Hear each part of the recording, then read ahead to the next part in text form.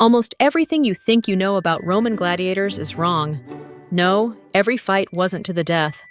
No, the thumbs down thing isn't what you think. And yes, some gladiators actually signed up for this.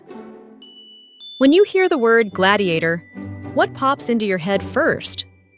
An arena of screaming crowds, two warriors in shiny armor, and one very overworked CGI department.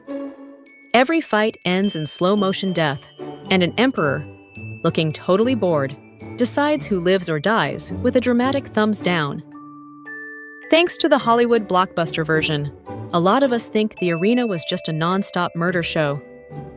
What if that picture is about as accurate as a plastic sword from a costume shop?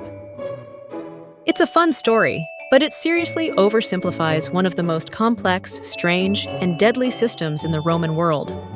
By the end of this video, you'll know what the movies got seriously wrong, how the arena actually worked, and why real gladiators lived way longer than Hollywood wants you to think. We're going to break down what Rome actually looked like and smash the biggest myths. Welcome back to Fake History Files, the series where we roast the most entertaining lies people believe about the past and replace them with the real story. I'm Elsy, and after breaking down Braveheart, today we're heading right into the heart of the Roman myth. The Colosseum wasn't just a slaughterhouse, it was a tightly run business and a massive political stage. We'll look at what the blockbusters missed. If you like funny storytelling, serious facts, and a little attitude, stick around, because you might never see the Colosseum the same way again. Hit that like button if you think Hollywood owes historians an apology. The gladiators you think you know. Let's start with the arena legend. In the movies, the arena is simple. 2 men enter, 1 man leaves. The loser gets stabbed while the crowd chants for blood. Every fight is a chaotic fight to the death. The gladiator is usually a doomed slave. He hates the system, but he still delivers those great motivational speeches between battles. The crowd? Always a hysterical mob screaming for immediate execution. It's great cinema, but as actual Roman history, it's about as accurate as calling a wrestling show unscripted realism. If real gladiator fights had been that deadly, the training schools would have run out of expensive fighters faster than a mobile game burns through your battery. So what was the arena really like? Time to switch off the Hollywood filter. The Roman arena wasn't just random killing. It was a carefully staged public show, heavily controlled by big money and reputation. The cost factor. Gladiators were incredibly expensive. Training. A successful gladiator spent years learning specific fighting styles. Diet. They had a surprisingly good diet, heavy on barley and beans. So yeah, these guys were basically on the ancient gains program.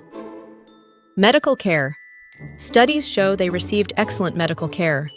Owners invested in doctors to keep their assets alive. Killing your valuable athletes every match would be like a football team burning their star player after every loss. Owners kept their most skilled fighters alive. Many built long careers. The arena was primarily a political stage. Emperors used the games to win popularity and show off their immense wealth. A big event could distract the populace from bad news, celebrate a victory, or remind people who held the ultimate power, the person funding the show. Swap the togas for suits and the arena for a stadium, and it doesn't feel that different from how some modern leaders use big sporting events today, right? The crowd wanted excitement and spectacle. A close, intense fight between 2 skilled, named gladiators was worth far more applause than a quick, boring execution. People followed individual fighters, just like modern fans. Big myths breakdown. Myth 1. Every fight was to the death. This is probably the biggest lie movies sold us. The reality. Many fights ended with both fighters alive. A wounded gladiator might lose the match, but that didn't guarantee execution. Think business. Why waste a valuable asset? Owners fiercely protected their stars. Yes, people did die. It was still brutal, but death wasn't guaranteed every single time. One study suggests only about 1 in 5 fights ended in a fatality. Which is more shocking, the constant death or the idea that the Romans treated gladiators as both disposable and valuable investments at the same time? Myth 2. Thumbs down means instant death. You've seen this scene 100 times.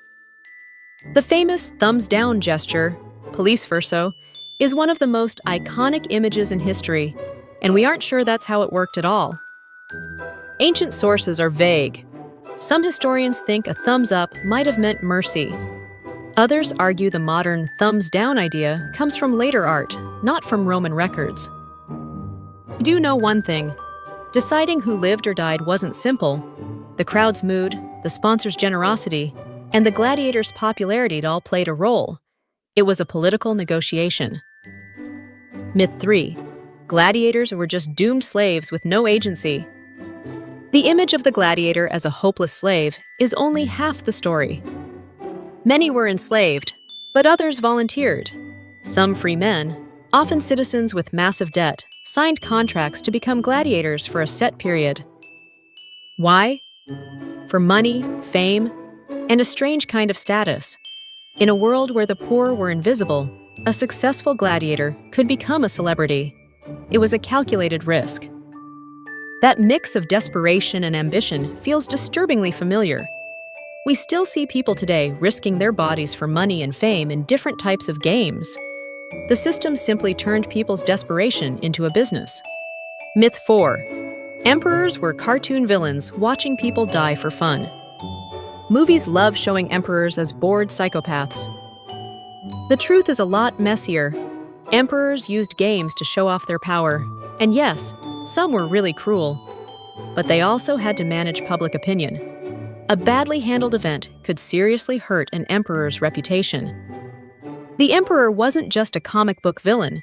He was a very powerful showrunner trying to control politics and image. The goal was controlled violence to show off his power. Why the fake version exists. Why do we keep coming back to the same exaggerated version? It's simple. Every fight ends in death is easier to understand than there were complex rules and economics at play. Simple narratives sell tickets. It fits the narrative. The myth fits the story we want to tell about Rome, a cruel, blood-obsessed empire. Emotional payoff. Movies need drama. A hero dying while the evil ruler falls feels satisfying. An accurate ending with contract negotiations is less cinematic. Storytelling loves extremes. Real history loves details. So here's where you come in. Do you prefer the raw, messy truth about history, even if it makes the past feel less like a movie? Tell me in the comments. Team Arena Legend, if you like the movie version more. Team Real Rome, if you'd rather know how it actually worked. Team Both, if you enjoy the movie and still want the truth. Definitely Team Both. The legend is fun to watch. The reality is far more valuable to learn. Before we wrap up, here are a couple more twists.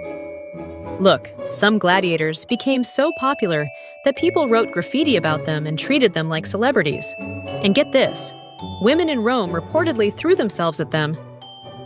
There were over 20 different fighting classes. The matchups were carefully designed to be visually interesting and balanced, like designing characters for a fighting game. So let's quickly recap. Not every gladiator fight ended in death. The famous thumbs down gesture probably isn't what you think it is. Gladiators were a mix of enslaved fighters and volunteer. The emperor wasn't just a bored villain, he was a political actor. The real story of Rome's arenas is less about random slaughter and more about power, money, image, and controlled violence. If this is your first time here, go back and watch the first Fake History Files episode on Braveheart. Next time, we're heading into another myth you probably learned in school. The idea that one explorer discovered a place where millions of people already lived. Hit like if gladiators just became way more complicated in your head. Subscribe if you want more honest history, and drop a comment telling me which fake story you want me to attack next. This Elsy, and now you know what Rome's arena really looked like, with a lot fewer slow-motion deaths than the movies promised.